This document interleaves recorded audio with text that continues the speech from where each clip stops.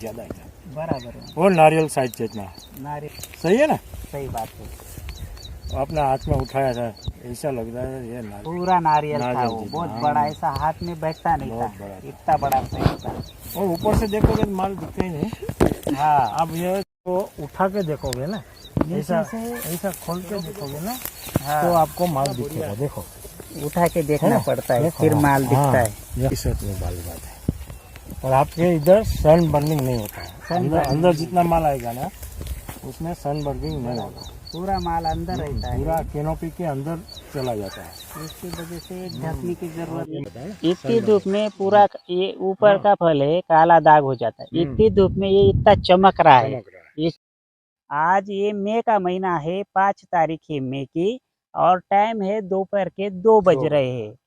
और इस धूप में अगर पौधा देखा जाए, फल देखा जाए, तो बहुत ही बढ़िया है। दोपहर के टाइम में इतने बड़े तेज पौधे, फल इतने अच्छे दिख रहे हैं, इस पे धूप का कोई भी असर नहीं। सेटिंग अगर 200-250 ग्राम के हुए फल, हाँ, तो उसका कोई मतलब नहीं, वजन नहीं बनता है। कोई मतलब अगर आपने 100 भी फल रखे, 70-80 भी फल रखे, हाँ। और 400 ग्राम के 70-80 ऊपर अगर गया। 400 ग्राम के ऊपर गया, तो वजन डबल होता है, हाँ, और और रेट 60-70 से 140-120 तक हाँ, मिलता है। तो रेट डबल, वजन डबल, फल कम, हाँ, तो इससे डबल मुनाफा डबल होता है। मुनाफा हो जाता है। जहाँ पे किसानों 5 का। लाख का बगीचा होने वाला है, वहाँ पे 10 लाख का बगीचा हाँ, होता है। 100% ये चीज हमें भी समझनी चाहिए। घास को उगने देता हूँ, और मेरी कोशिश ये रहती है कि घास शुरुआत से ज्यादा उगे, और ज्यादा घास फैले जमीन पर। मेरा ये अनुभव है कि जो ये घास रहती है, ये जो खरपतवार रहती है, सही। ये पौधों को मदद करती है, फलों को मदद करती कि आप बताते हो कि मैं ये घास रखता हूँ। हमारे उधर क्या करता है, हमारे उधर का जो किसान है ना, ये सोचता है कि जो घास रहेगी ना, तो वो इसका पानी भी उठाएगी, इसका खाद भी उठाएगी। है। जब हम खाद डालते हैं, तो जो अच्छा खाना होता है वो पेड़ लेता है। जो सही है। घास है, खाने का फिल्टरेशन करता है, अच्छा खाना पेड़ को देता है अपने पौधे को, और जो खराब दूषित खाना है वो खरपतवार खाती है। अगर साइज बढ़ाने का है, तो उसका काम शुरुआत में करना चाहिए। सेटिंग के वक्त की साइज समझ में आती है। जब हमारी सेटिंग होती है, गांठ बनती है, गांठ की कितनी लंबाई है, उस पर वो निर्भर करेंगे कि वो कितने ग्राम का।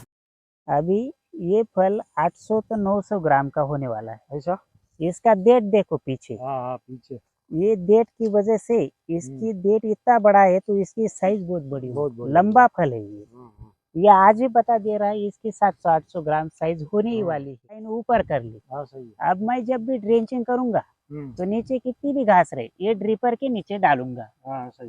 तो यहाँ पे बराबर जगह पे जाएगा। मुझे ये दिक्कत वार नीचे रही, तो जमीन ढकी रहती है, जमीन पे डायरेक्ट सूर्य प्रकाश नहीं पड़ता, घास पे पड़ता है, तो उसकी वजह से जमीन ठंडी रहती है, तो नीचे अपने आप मल्चिंग हो जाती है। सही है। और उसकी वजह से पानी कम लगता, पौधे में जितना पानी चाहिए, तो पानी जमीन में ज्यादा होने की वजह से पौधे में भी पानी टिका रहता है, बना रहता है। खरपतवार की वजह से कि पत्ते में शाइनिंग, फलों में भी शाइनिंग आ जाती है, क्वालिटी आती आती है खरपतवार की। नमस्कार किसान भाइयों, आज अपने खेत में गुजरात से श्री रसिक भाई अपने बगीचों को भेंट देने आए हैं। अपने बगीचे में अपन क्या क्या किया, कैसे किया, अपने बगीचे का क्या क्वालिटी माल सेटिंग, वो सब देखने के लिए, और अपने बगीचे में अपन कैसा व्यवस्थापन नियोजन करते हैं, उसके बारे में वो जानकारी लेने के लिए आए हैं। तो अभी उन्होंने सुबह से बगीचा पूरा घूमा, पूरा बगीचा देखा, बगीचे में उन्होंने नई नई चीज़ें देखी, जो अनुभव की। हम अभी उन्हीं से थोड़ा बहुत जानेंगे, उन्हें अपने बगीचे में कैसा लगा और उन्हें क्या अनुभव आया। मैं रसिक भाई से विनती करता हूँ कि वो अपना परिचय दे। थैंक यू नाना जी। नमस्कार किसान मित्रों, मारू नाम रसिकभाई पटेल है और मैं गुजरात से हूँ। तो मैं आज यहाँ नाना जी के यहाँ, तो मैंने देखा, इधर देख के इतना मेरे को आश्चर्य हुआ कि ये क्या है, ऐसा कभी बगीचा क्यों? क्योंकि देखिए आप, यहाँ पे इतनी पुष्कल प्रमाण में खरपतवार है कि आप चल भी नहीं सकते। देखो देखो इधर कितना बड़ा बड़ा बड़ा बड़ा है। ये देखो, ये कांग्रेस का है। ये पूरा अनार के ऊपर से जा रहा है। ऐसे में तो कोई बगीचा स्वस्थ रहेगा ही नहीं। सही है ना। इसमें इली आएगी, फंगस आएगी, लेकिन ये देखो इसमें कोई जात का कोई बीमारी नहीं है। देखो कितना फ्रेश माल है, ये देखो। तो मेरे को यही आश्चर्य हुआ कि ये इतना कुछ होने के बावजूद ये इतना हरा भरा और इतना माल इस पेड़ पे आया कैसे। तो नाना जी, मैं आपसे सवाल करना चाहता हूँ हाँ हाँ। कि आप इसमें क्या ऐसा करते हो कि जिससे ये बगीचा इतना अच्छा और इतना माल है। जैसे तो मैं जो अभी बताऊंगा वो जरा किसानों को नया लगेगा, और किसान इसके अनुभव से थोड़ा अलग अनुभव है बाकी किसानों का। जैसे कि अभी हम देख रहे हैं, अभी रासायनिक खेती के जमीन पर कितने दुष्परिणाम हो रहे हाँ, हैं। वो तो है। अभी रासायनिक खेती में क्या हो रहा है, जमीन बंजर बन गई है। बंजर। और सबसे ज्यादा तो पहला असर बागबानी में हुआ है। हाँ, जैसे सही है, अनार, सही है। मौसम्बी, इन पौधों पे केमिकल का ज्यादा असर दिखा इन जमीनों में, क्योंकि बागबानी में ज्यादा केमिकल का इस्तेमाल हुआ है हाँ। पहले। इतना पेस्टिसाइड और रासायनिक डालता है किसान, ये बराबर है। बात ही मत पूछो। बहुत बहुत अनार तो मेरे में को यही देखना है कि आप इसमें ऐसा क्या कर रहे हैं। जब बाहर पकड़ता हूँ, तो बाहर पकड़ते वक्त शुरुआत से मैं जब बगीचे को पानी देता हूँ बेसल डोस वगैरह भर के, सही है। तो शुरुआत से मैं घास को उगने देता हूँ।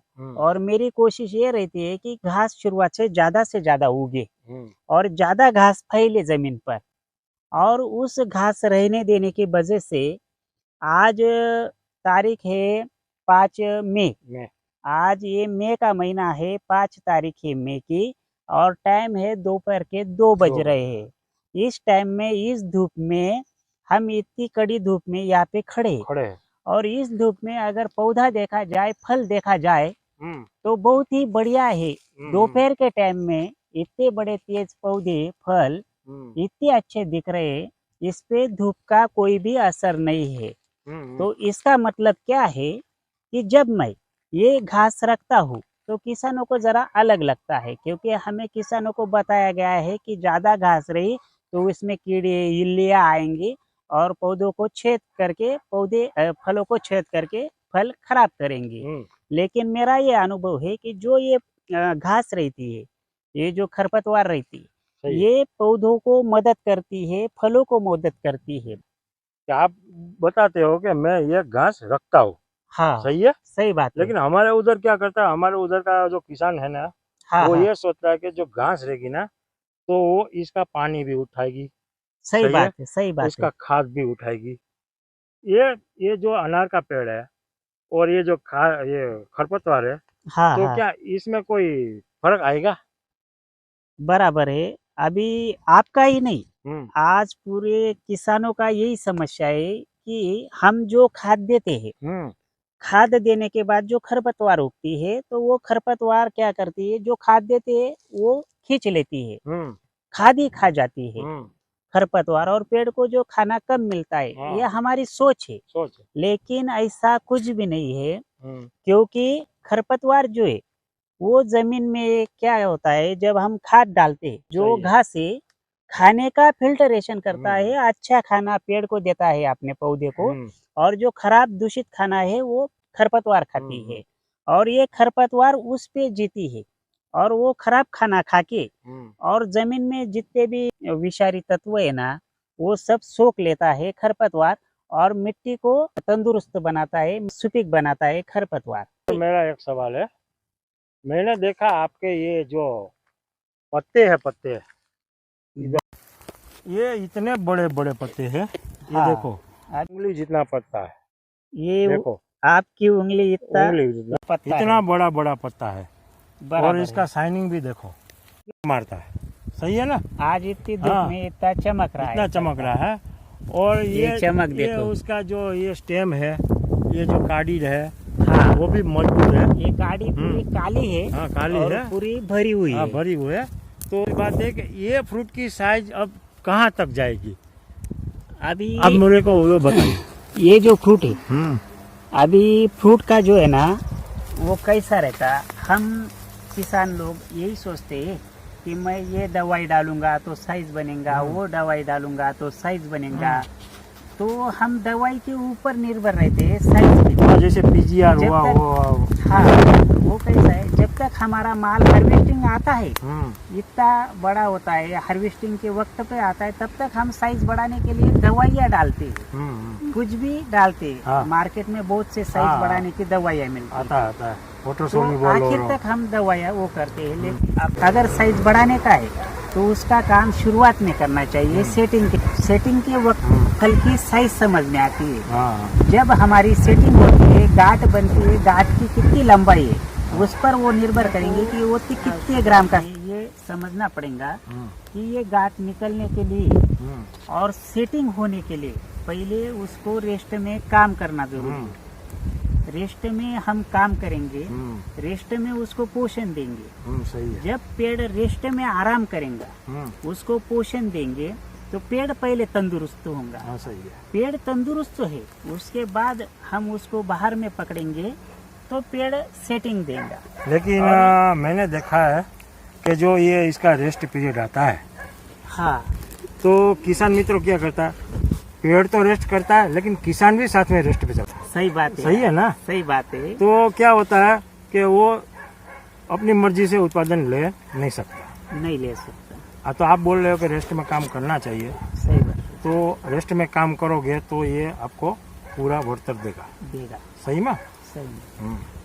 तो हमें ये समझना है कि अनार का मेहनत, लेकिन पेड़ कुछ देने वाला नहीं देगा भी, तो जितना उनके पास है उसके अंदर पेट में उतना ही देगा। हमें रेस्ट में काम करना है। जब पेड़ रेस्ट कर रहा होता है उसे खाद खिला देना है, डोज भरना है, ताकतवर बनाना है रेस्ट में।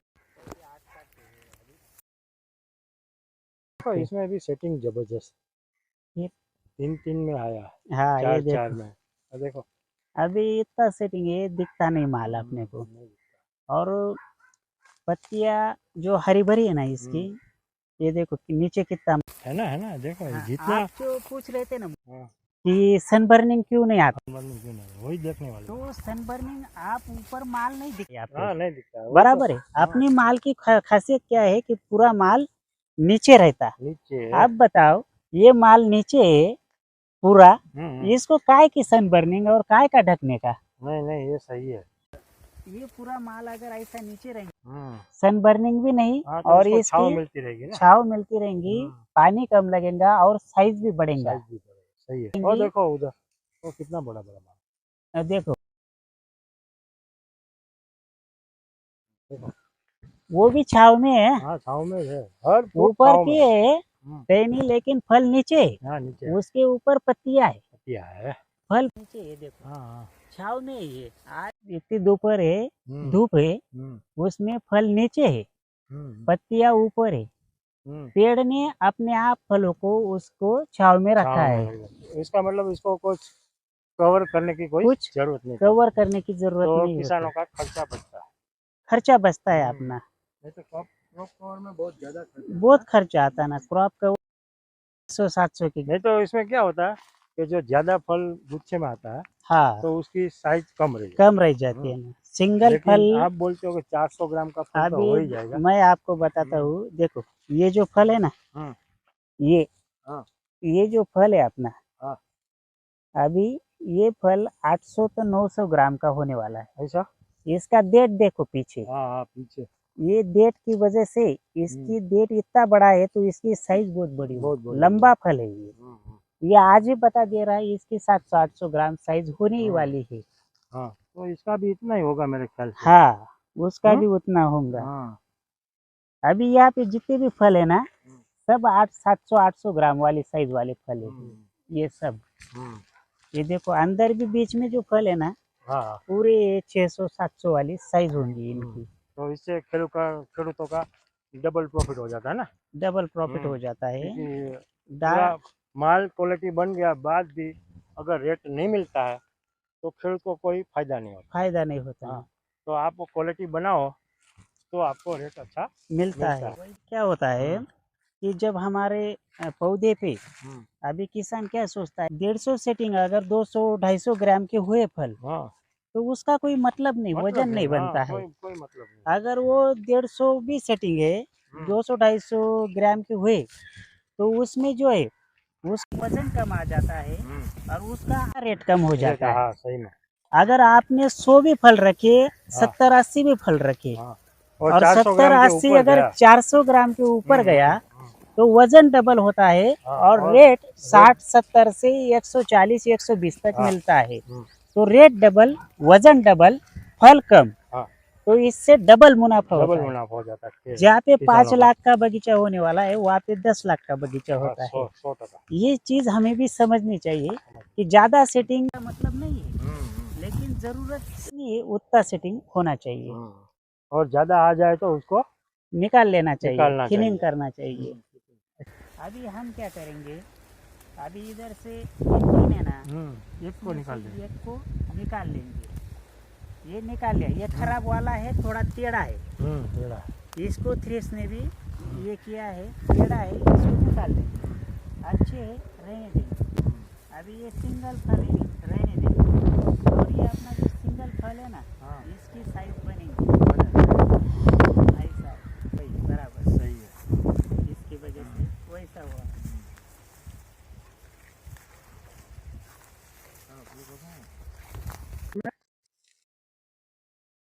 देखो ये पूरा भुरभुरा मिट्टी है, उड़ रहा है सब। कहीं वेज नहीं है, कुछ नहीं है, फिर भी इतनी गर्मी में, इतने टेम्परेचर में इतना पौधा हेल्दी।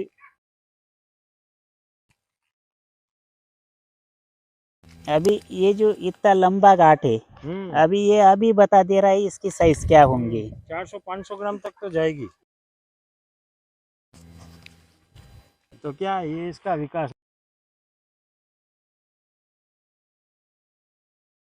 बराबर ये ना, ये जो आया है ना ज्यादा है, बराबर है, वो नारियल साइज जितना नारियल। सही है ना, सही बात है, अपना हाथ में उठाया था, ऐसा लग रहा है ये नारियल, पूरा नारियल था वो, जितना। बहुत बड़ा, ऐसा हाथ में बैठता नहीं बहुत था, बड़ा था। इतना बड़ा सही था। और ऊपर से देखोगे तो माल दिखता ही नहीं। हाँ, अब ये तो उठा के देखोगे ना, ऐसा से ऐसा खोल के देखोगे ना, हाँ, तो आपको माल दिखेगा। देखो उठा के देखना पड़ता है, फिर माल दिखता है। इस वाली बात है। और आपके इधर सन बर्निंग नहीं होता है, अंदर जितना माल आएगा ना उसमें सन बर्निंग नहीं होता, पूरा माल अंदर रहता है, पूरा कैनोपी के अंदर चला जाता है। इसकी वजह से ढकने की जरूरत नहीं। इतनी धूप में पूरा ये ऊपर का फल है काला दाग हो जाता है, इतनी धूप में ये इतना चमक रहा है। चलो किसान मित्रों, आज आप नाना जी से एक लास्ट क्वेश्चन ये पूछ लेते हैं कि सर जी, ये इतनी सारी घास है, हाँ, फिर भी आपका ये प्लांट तो अच्छा है, माल भी अच्छा है, सेटिंग भी अच्छा है, बराबर, चमक धमक सब सही। तो मैं ये जानना चाहता हूँ कि आप ऐसी घास में आप काम कैसे करते हैं, और ये इसमें पोषण कैसे दे सकते हैं, इसको पानी का मैनेजमेंट कैसे कर सकते हैं। तो आप जरा मेरे को और किसान मित्रों को जरा विस्तृत में जानकारी दीजिए। ठीक है। तो जब मैं इसमें ड्रेंचिंग करता हूँ ना, तो जहाँ पे ड्रिपर है ऊपर, मैंने ये लाइन इसलिए ऊपर लगाई है ताकि खरपतवार में जो घास है इसमें अगर ये दब गई तो मुझे दिखेगा नहीं ड्रिपर कहाँ पे है। हाँ सही है। तो इसके लिए मैंने पहले तो ये नली है ना, ये लाइन ऊपर कर ली। हाँ सही है। अब मैं जब भी ड्रेंचिंग करूंगा तो नीचे कितनी भी घास रहे ये ड्रिपर के नीचे डालूंगा। हाँ सही है। तो यहाँ पे बराबर जगह पे जाएगा, मुझे ये दिक्कत नहीं आती और पानी के साथ निकल जाएगा, और पानी यहाँ पे पड़ता है, जो ड्रेंचिंग करूंगा पानी उस पे पड़ेगा, पानी के साथ रूट को मिल जाएगा और मुझे खरपतवार की दिक्कत नहीं आती ड्रेंचिंग करने। इसलिए मैंने ये लाइन ऊपर कर ली है। और अभी इतनी खरपतवार है, अभी मुझे ये खरपतवार की वजह से स्प्रे लेने की जरूरत नहीं रहती ज्यादा, ये खरपतवार की वजह से पानी ज्यादा देने की जरूरत नहीं रहती, क्योंकि हम जब स्प्रे करते हैं तो अभी इतनी धूप में स्प्रे क्यों करना पड़ता है, धूप में पौधों के पत्तों से पानी ज्यादा उत्सर्जित हो जाता है, पानी निकल जाता है पानी इस पेड़ के अंदर का पानी अगर कम हो गया, धूप में उत्सर्जित हो गया, तो पेड़ ऐसा सूखने लगती है थोड़ी थोड़ी पत्तियां। और ये अगर ये खरपतवार नीचे रही तो जमीन ढकी रहती है, जमीन पे डायरेक्ट सूर्य प्रकाश नहीं पड़ता, तो घास पे पड़ता है, तो उसकी वजह से जमीन ठंडी रहती है, तो नीचे अपने आप मल्चिंग हो जाती है। हाँ सही है। और उसकी वजह से पानी कम लगता, पौधे में जितना पानी चाहिए तो पानी जमीन में ज्यादा होने की वजह से पौधे में भी पानी टिका रहता है, बना रहता है। सही है। तो उसकी वजह से ज्यादा स्प्रे करने की जरूरत नहीं रहती। ये खरपतवार का हमें फायदा है। और दूसरा, खरपतवार की वजह से क्या होता है कि पत्ते में शाइनिंग, फलों में भी शाइनिंग आ जाती है, क्वालिटी आती है खरपतवार की वजह से। क्योंकि हम जो देखेंगे, अभी हम उधर के प्लॉट में खड़े थे जहाँ पे कुछ नहीं है, खाली मिट्टी है उधर के खेत में, तो वहाँ पे हमें धूप ज्यादा लग रही थी। और हम इस प्लॉट में खड़े, यहाँ पे खड़े, हमें ठंडी हवाएं लग रही है, ठंडक लग रही है, गर्मी नहीं लग रही है। तो ये खरपतवार की वजह से ये ठंडी हवा पैदा करता है।